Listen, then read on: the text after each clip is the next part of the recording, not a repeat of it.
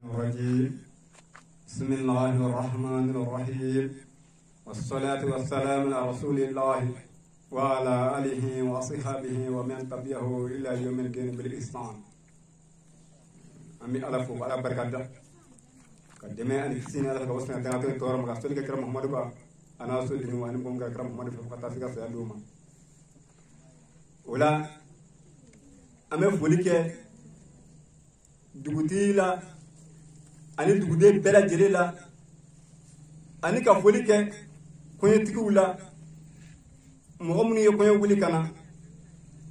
kana wajuli sigi u tɔgɔ la musobila la an bɛ foli kɛ ka ɲɛsin u ma u ye hakili ɲuman da ka ɲɛsin u yɛrɛ kun ma ka hakili ɲuman da ka ɲɛsin dugu ma ka hakili ɲuman da ka ɲɛsin jamana ma wala an b'o foli d'u ma dugutigi ko k'u bisimilayi almami ko ko bisimilayi ko na meku ko ala ka ɲumana ala ko ɲuman sigi ka foli kɛ badara ali yɛrɛ sangari la k'a ni cɛsiri diinɛ sira kan k'a ni cɛsiri lahara ɲini sira kan yɛrɛ bi an bɛ dugawu k'a ɲɛ siya ni kɛnɛ bɛ ala bolo ala k'o kɛ an ni ale siya di kɛnɛ bɛ ala bolo ala k'o di an n'a ma ala ka ni asala ba ɲuman la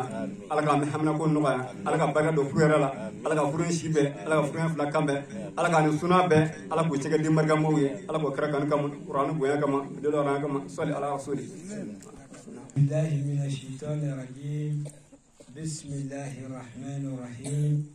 alhamdulillahi rabbil alamin rahmanir rahim maliki yawmiddin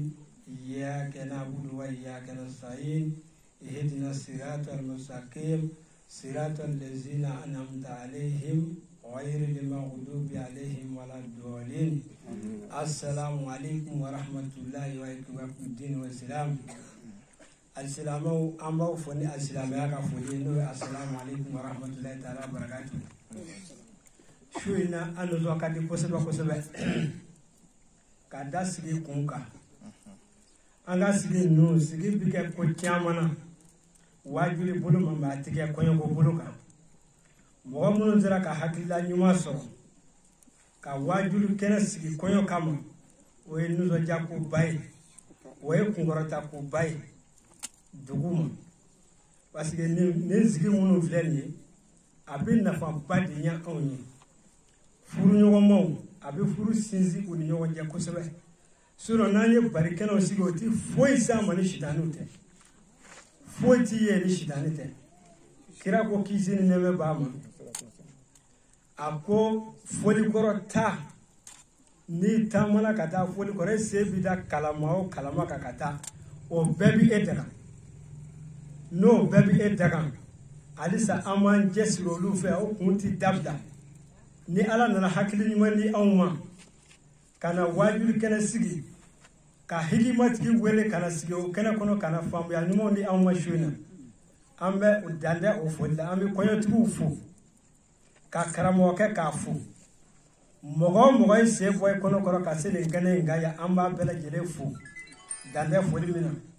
an nisɔn ka di su in na kosɛbɛ su in na sigi nin n bɛ se k'a fɔ wajibi kɛnɛw bɛ sigi mɛ ne yɛrɛ nisɔn diyara su in na kɛnɛ kan ka tɛmɛ a kɛnɛ bɛɛ kan ka da sigi kun yɛrɛ kama kun min b'a la o ye nisɔndiya kosɛbɛ n bɛ bɛɛ lajɛlen fo n bɛ bɔ kuma la ɲɔgɔn assalamu alaikum wa rahmatulahi taala wa barakatuh. Silamɛ jamana su